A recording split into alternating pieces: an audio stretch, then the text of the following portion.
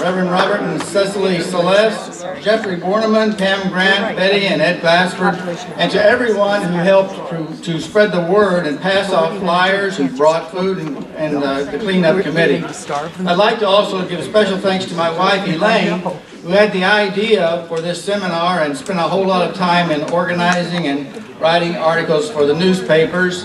We're going to close this evening after the question and answer with singing God Bless America, and when we're through with the question and answer, Elaine, you can come up and lead us with singing. You're a lot better singer than I am.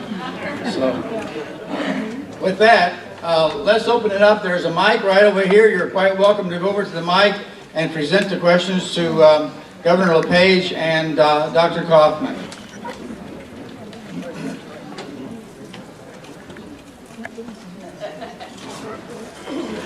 Or you will walk out the door and just find it here.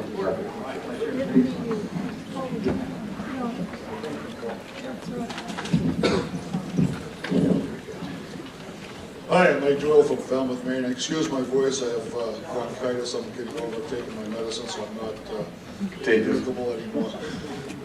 The question I have for Governor LePage is, you're probably not aware of this, but I've gone through Sustain Southern Maine's website in detail, and none of the people in Sustain Southern Maine are elected officials. They're all appointed, or they have jobs like planning associates or planning board members. Most of the housing authorities in Southern Maine, starting with Brunswick and all the other ones, Pressburg and so on, Portland, are all involved in Sustain Southern Maine. What I was surprised to see was Maine State Housing Authority is part of Sustain Southern Maine. I don't think that's something that a state organization should be involved in light of what we've seen here tonight. So I'm saying this only to you as an informational kind of thing. If you have any opinions on it, I'd love to hear it, but I don't think they should be involved in it. Thank you. Yeah, the only thing I would say about that, the role of Maine State Housing Authority is to provide public housing, and they're the catalyst or the instrument for the state that has the bonding authority, and so they really basically put together the financial packages, sell the bonds, and that's what provides the development. I'm not for or against. I will say this, in the state of Maine, there's an enormous lack of housing for people with cognitive disabilities, and that is one area where I'm pushing the Maine State Housing Authority to address.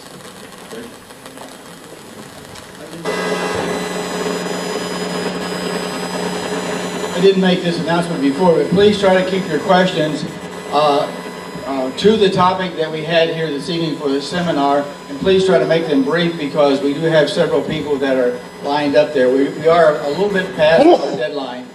Thank you. By the way. Hi, Governor. I'm Wayne Gelston from Raymond, Maine. It's patently obvious that the politicians rely on the ignorance of the electorate to get elected, and I thank the good doctor and yourself for being here tonight. Agenda 21 has been on the radar screen for quite a long time.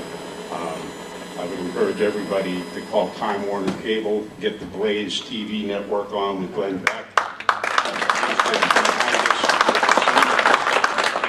This is slightly off topic, but I'd like you to comment a little bit on Common Core for our students.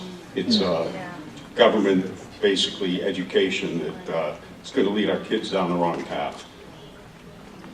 Well, I understand there's a lot of people that have some concerns about Common Core, but as I understand Common Core, and my involvement in Common Core is this.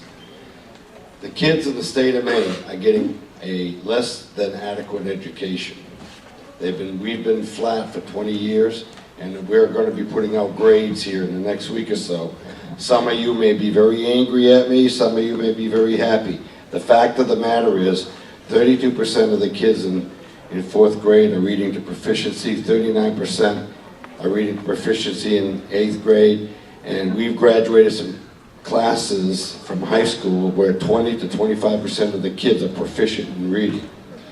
So, from my perspective, the Common Core that I have seen is being established and developed by people in the state of Maine, by Maine people, by Maine, well, I'm telling you, okay, I'm not there every day and I'm not involved.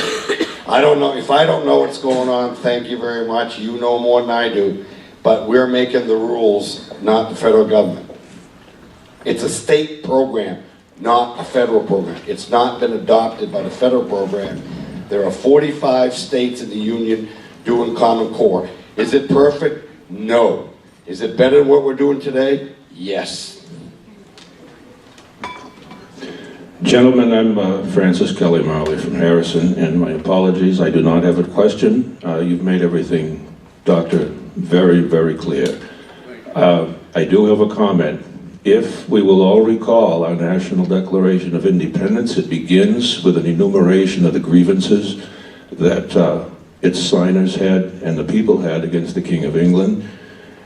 These were usurpations of property rights and of due process, the exact same thing that we're talking about here tonight. The document ends with a solemn promise by those signers to rectify the situation by seceding from the United Kingdom and establishing a republic based on liberty, equality, and justice.